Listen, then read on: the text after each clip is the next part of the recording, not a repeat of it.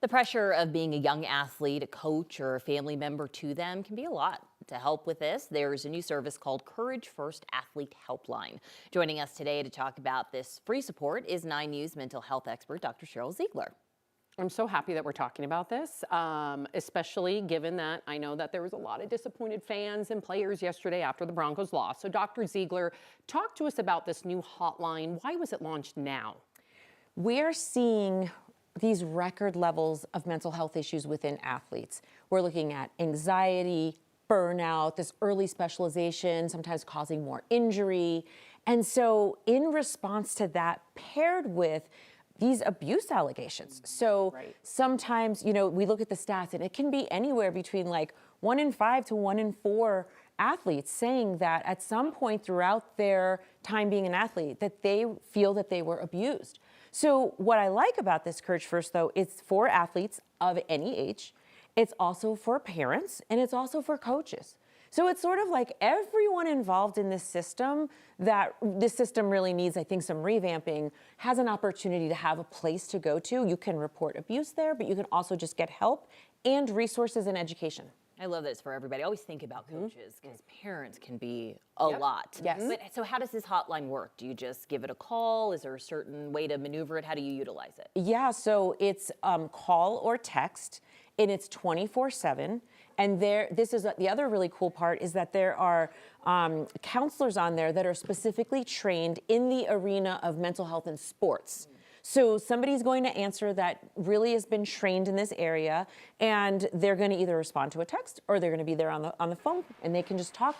And I'm very excited. It's very new. I'm very excited to see how much it's used, how many phone calls do they get. This was done in partnership with another child abuse type hotline. So the people who created this saw a need and said, we're going to do something about it. And so they're filling in this gap.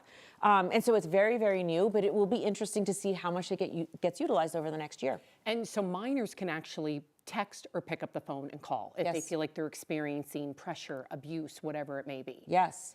And how are they promoting this so kids do know? I think about all of my daughters. She's only 8 years old, and a lot of her friends are already in year-round sports. Yep.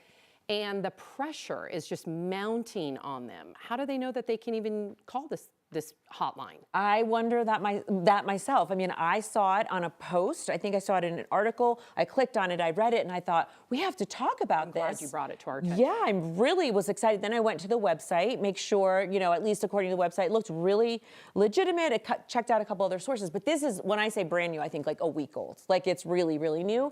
But I don't know. I think we have to talk about this more, and maybe it's even a matter of, athletic directors and departments like looking into this and promoting it and spreading it the way other things did. It's just going to take, I think, a lot of word of mouth.